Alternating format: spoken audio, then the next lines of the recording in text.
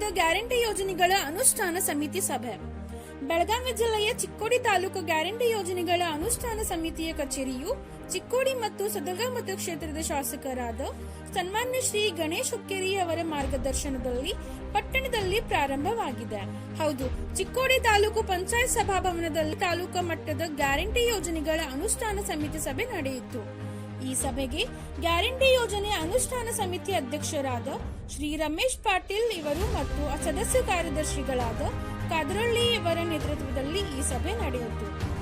ಈ ಸಭೆಯನ್ನು ಉದ್ದೇಶಿಸಿ ಅಧ್ಯಕ್ಷರಾದ ರಮೇಶ್ ಪಾಟೀಲ್ ಇವರು ಮಾತನಾಡಿ, ಐಟಿ ಜಿಎಸ್ಟಿ ರಿಟರ್ನ್ ಸಮಸ್ಯೆ ಬರುವುದರಿಂದ ಅನುದಾನ ಜಮಾ ಆಗ್ತಾ ಇಲ್ಲ. ಅಂತವರು ಸ್ಥಳೀಯ ಕಚೇರಿಗೆ ಅಗತ್ಯವಿರುವ ದಾಖಲಾತಿಗಳನ್ನು ತೆಗೆದುಕೊಂಡು ಹೋಗಿ ಎನ್ಒಸಿ ಪಡೆದುಕೊಂಡು ಗ್ಯಾರಂಟಿ ಯೋಜನೆಗಳ ಅನುಷ್ಠಾನ ಸಮಿತಿ ಕಚೇರಿಗೆ ದಾಖಲಾತಿಗಳನ್ನು ಕೊಟ್ಟರೆ ಅದು ಸಮಸ್ಯೆ ಪರಿಹಾರ ಕೂಡ ಅತಿ ಶೀಘ್ರದಲ್ಲಿ ಆಗುವುದು ಎಂದರು. ಗ್ಯಾರಂಟಿ ಯೋಜನೆ ಅನುಷ್ಠಾನ ಸಮಿತಿ ಅಧ್ಯಕ್ಷರು ಹಾಗೂ ಸರ್ವ ಸದಸ್ಯರು ಗ್ರಾಮ ಪಂಚಾಯತ್ ಮಟ್ಟದಲ್ಲಿ ಸಭೆಗಳನ್ನು ಮಾಡಿ ಜನರ ಯಾವುದೇ ಸಮಸ್ಯೆ ಮತ್ತು ಕುಂದುಕೊರತೆಗಳ ಬಗೆಹರಿಸುವ ಕುರಿತು ಮತ್ತು ಅವರಿಗೆ ಪರಿಹಾರ ಕೊಡುವುದರಲ್ಲಿ ನಾವು ಪ್ರಯತ್ನಿಸುತ್ತಿದ್ದೇವೆ ಎಂದರು. ಈ ವೇಳೆ ಸದಸ್ಯರಿಗೆ ಐಡೆಂಟಿ ಕಾರ್ಡ್ ಕೂಡ ವಿತರಣೆ ಮಾಡಲಾಯಿತು.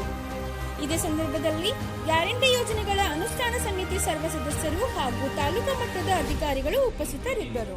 ಸ್ಥಳೀಯ ಗ್ರಾಮ ಪಂಚಾಯಿತಿ ವ್ಯಾಪ್ತಿಯಲ್ಲಿ ಇರತಕ್ಕಂಥ ಫಲಾನುಭವಿಗಳ ಮಾಹಿತಿಯನ್ನು ಪಡೆದು ಏನೋ ಸಮಸ್ಯೆ ಇದ್ದರೆ ಅದು ತಮ್ಮ ಕಾರ್ಯಾಲಯಕ್ಕೆ ಅದು ತಿಳಿಸಬೇಕು.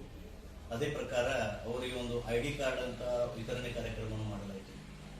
ಮತ್ತು ಈ ನಮ್ಮ ಚಿಕ್ಕೋಡಿ ಸದಲಗ ಶಾಸಕರಾದ ಸನ್ಮಾನ್ಯ ಶ್ರೀ ಗಣೇಶನ ಹುಕ್ಕೇರಿ ಅವರ ಮಾರ್ಗದರ್ಶನದಲ್ಲಿ ಈಗಾಗಲೇ ನಮ್ಮ 5 ಗ್ಯಾರಂಟಿ ಯೋಜನೆಗಳನ್ನು ಎಷ್ಟು ಯಶಸ್ವಿಯಾಗಿ ಬಳಸಿದ್ವಿ ಅಂದ್ರೆ ಈ ಬೆಳಗಾವಿ ಜಿಲ್ಲೆಯಲ್ಲಿ ಒಂದು ಪ್ರಪ್ರಥಮ ಸ್ಥಾನದಲ್ಲಿ ಇದೆ. ಇದು ಹೇಳಲು ನಾನು ಕೊಡ್ತೀವಿ.